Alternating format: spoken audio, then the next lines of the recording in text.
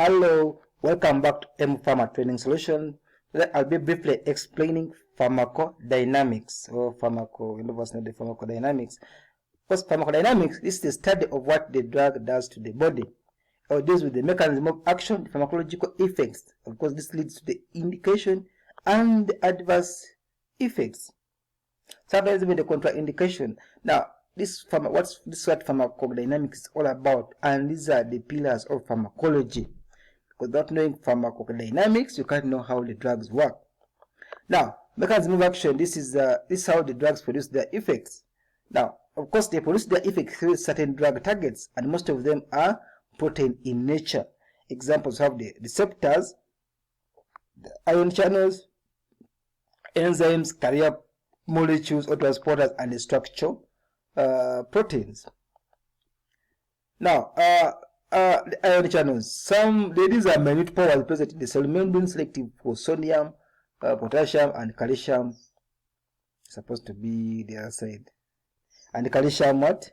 And the calcium ions. Species, even cried species. Now, such as the local anesthetics, lignocaine, it blocks the sodium channels. Calcium channel blocking agents are nifedipine, which is in hypertension. It blocks calcium channels. Benzodiazepine or the barbiturates, they open the chloride ion channels on the GABA receptor, resulting into hyperpolarization. Others block potassium channels. We shall look at all these ones in the preceding classification of these drugs, which will follow in other presentations.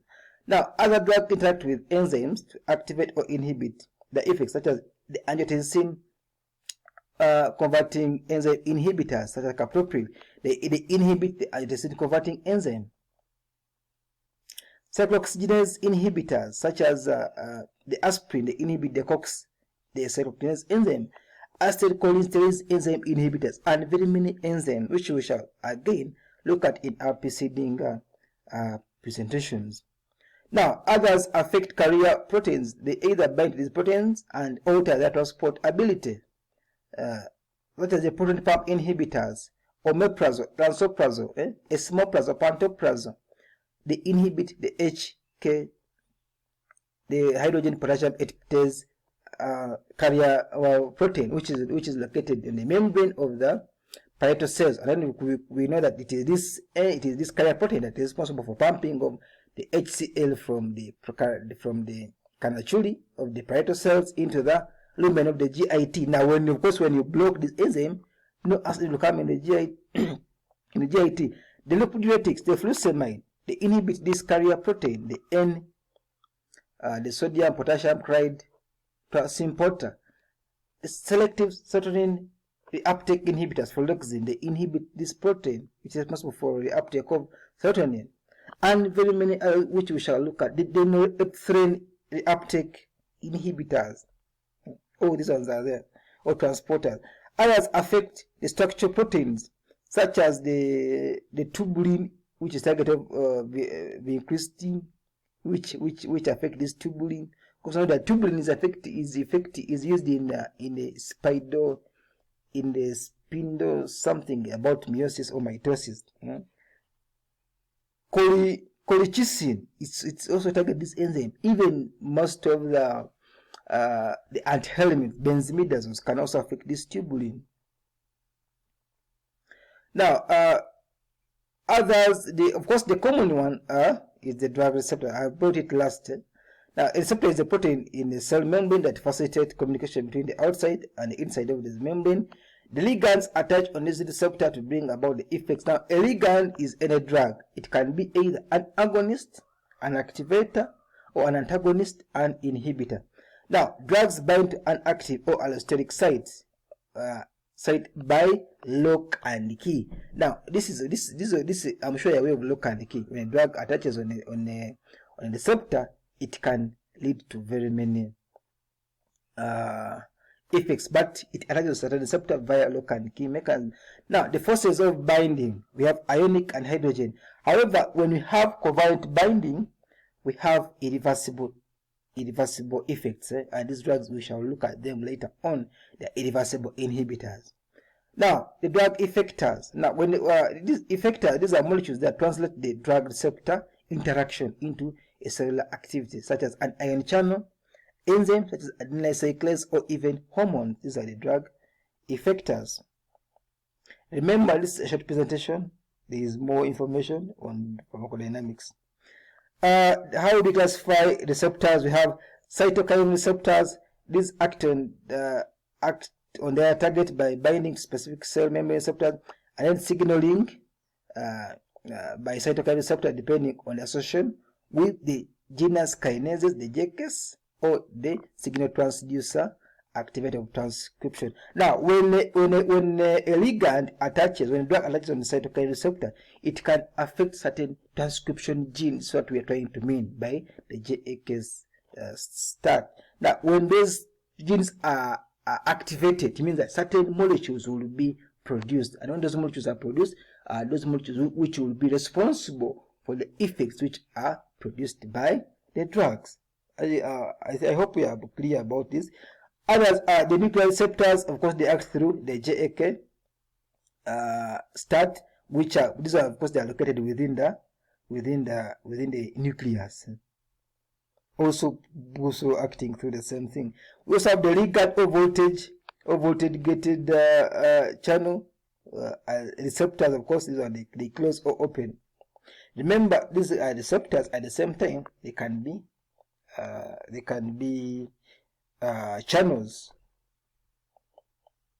Now, the common one that shall be talking about will be the G protein coupled receptor. This one you have to know it in details. Now, of course, this is composed of 7 transmembrane helix coupled to intracellular effector system. Now, when I say 7 transmembrane helix, when you remember helixes, this one was in some, I think, protein, somewhere in proteins, via a G protein, and then they have subunit, alpha, beta, sometimes gamma. G protein of subunit alpha and beta, and activate intermediate messengers such as adenylyl cyclase.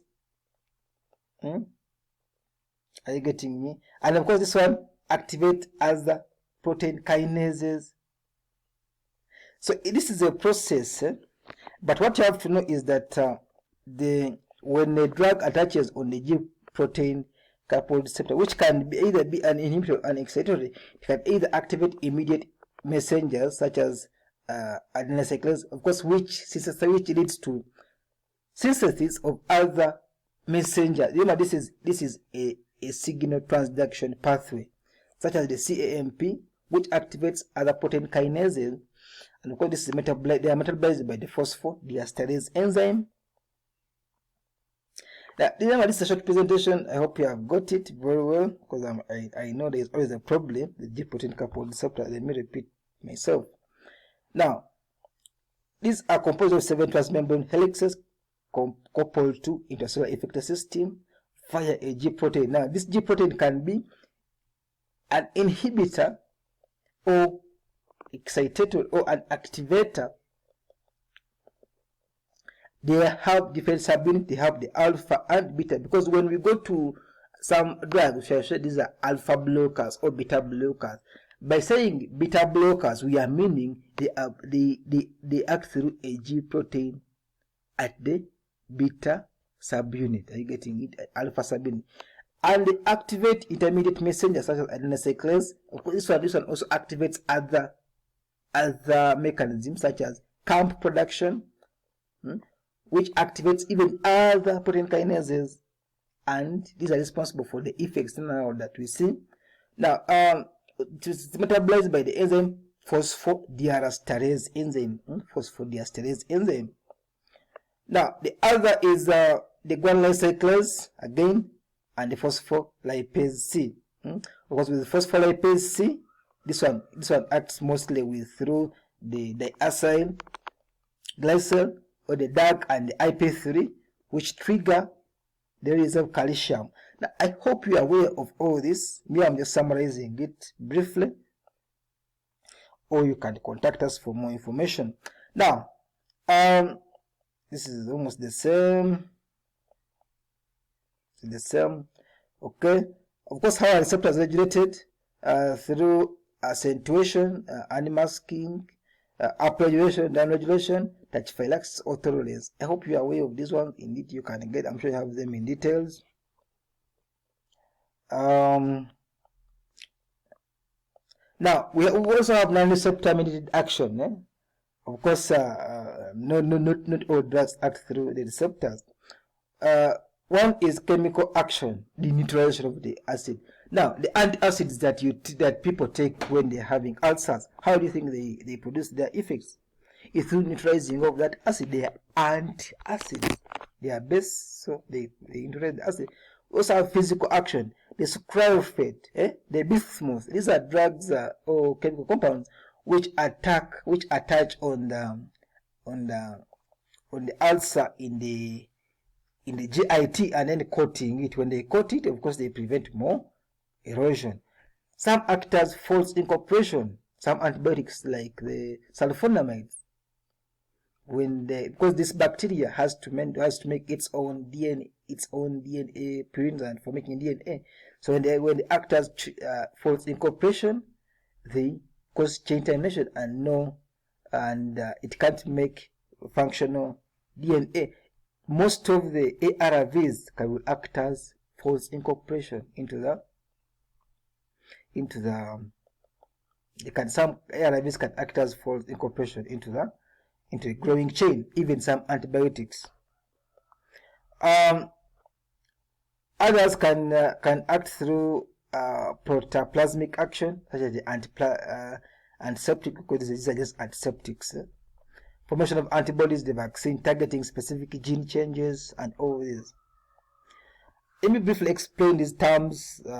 Agonist, when a drug or ligand combines with a receptor, it elicits a response. This is an agonist. An agonist, when a drug or a ligand binds with a receptor, it causes a response. We can have a full, partial, or inverse agonist. I'm sure you're aware of this.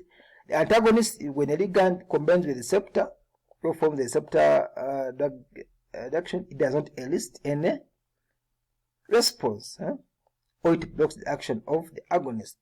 This is what we mean when a drug combines with a receptor without producing any responses. Usually blocks the action of the agonist. We have competitive antagonists, which are reversible. We have the irreversible and competitive and physiological and chemical antagonists. So I'm sure you are. With physiological, we are meaning that you are giving two drugs which are having two opposing effects. Now, other terms which you have to know is affinity. What is affinity? What is efficacy? What is potency? What is synergism? Additive and potentiation. These are terms to know. Very good terms. You have to know them. I'm sure you are aware of them, or you can contact us. Now, let me briefly explain dose response curves. Of course, you have the graded dose response curve. This is a plot when the response to a particular receptor effector system is measured against increasing concentration of a drug. I'm sure you know of that curve. This is a plot when the response of a particular receptor effector system is measured against increasing concentration of a drug. We can get efficacy, which is Emax, or potency, EC50, and other outputs. Remember, these are big subtopics, but me, I'm just summarizing them. You can have the quantum dose response curve. These are plots of a percentage of population respond to a specific drug effect versus the dose. The medium dose, the medium effective dose can be equal to medium toxic dose. Of course, this one is in the animals. Medium lethal dose also in animals, and other terms that we should know of are therapeutic index. What is therapeutic index? What is therapeutic window? Because drugs like digoxin, lithium, they have a therapeutic window. Margin of safety. What does it mean? Ensure you're aware of these terms. Now, this is a short presentation on pharmacodynamics. It's not exhaustive. You can get more information, or we can help. The other presentation which we have we had these ones. Remember, I always remain Wilson from Pharma Training Solutions. Contact us for more information. We are at your service through email or WhatsApp. Leave a comment. Subscribe to my YouTube channel in case you haven't subscribed. And thank you very much. Stay safe.